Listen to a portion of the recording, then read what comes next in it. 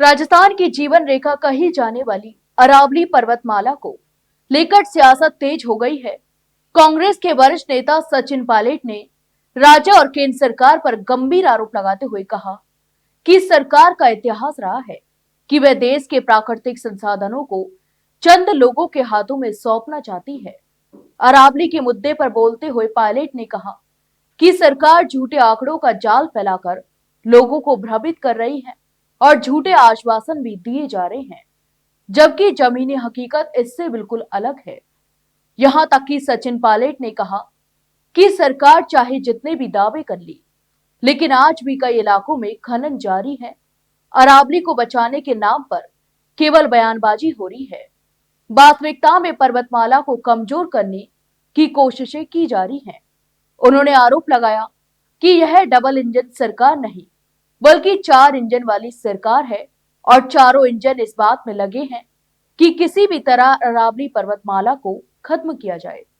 दरअसल जयपुर में एनएसयूआई की ओर से अरावली बचाओ अभियान के तहत रैली निकाली गई, जिसमें सचिन पायलट, एनएसयूआई के प्रदेश अध्यक्ष विनोद झाकर और कई कार्यकर्ता भी शामिल थे। यहां तक कि आपको बता दें कि पायलट के बेटे भी इस रैली में शामिल हुए और पैदल मार्च भी किया।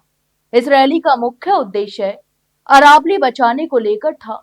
पायलट ने कहा कि अरावली केवल पहाड़ों की श्रृंखला नहीं है, बल्कि यह राजस्थान के पर्यावरण, जल स्तर और जीवन संतुलन की रीढ़ है। इसके कमजोर होने का सीधा असर पानी, खेती और जलवायु पर पड़ेगा।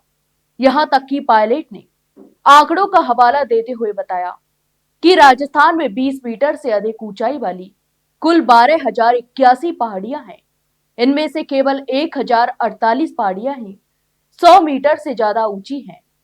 पायलट ने चेतावनी दी है, यदि सरकार द्वारा प्रस्तावित नए मानक लागू नहीं किए गए तो अरावली क्षेत्र की 90% से अधिक पहाड़ियां अपने संरक्षण का दर्जा खो देंगी।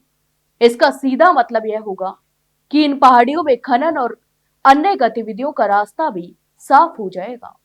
उन्होंने कहा कि सरकार जानबूझकर परिभाषाओं और नियमों में बदलाव कर अरावली को कमजोर करना चाहती है, ताकि खनन माफियाओं को फायदा पहुंचाया जा सके। पायलट ने इसे पर्यावरण के साथ साथ आम जनता के भविष्य के साथ भी खिलवाड़ बताया और कहा कि कांग्रेस पार्टी और इसके सहयोगी संगठन अरावली को बचाने के लिए सड़क से लेकर सदन तक संघर्ष करेंगे। यहां तक कि पायलट ने अंत में कहा कि अरावली को बचाना केवल एक राजनीतिक मुद्दा नहीं, बल्कि यह राजस्थान की आने वाली पीढ़ियों के अस्तित्व से जुड़ा सवाल है। उन्होंने आम जनता से अपील की है कि वे सरकार के झूठे वादों को समझें और अरावली संरक्षण के लिए चल रहे आंदोलनों का समर्थन करें। तो आपके इस पूरे मामले पर क्या राय है, हमें कमेंट बॉक्स में कमेंट करके जरूर बताएं और वही वीडियो को लाइक और शेयर जरूर करें और हाँ, चैनल को सब्सक्राइब करना ना भूलें। फिलहाल के लिए इतना ही। जल्द मिलते एक नई जानकारी के साथ, तब तक के लिए नमस्कार।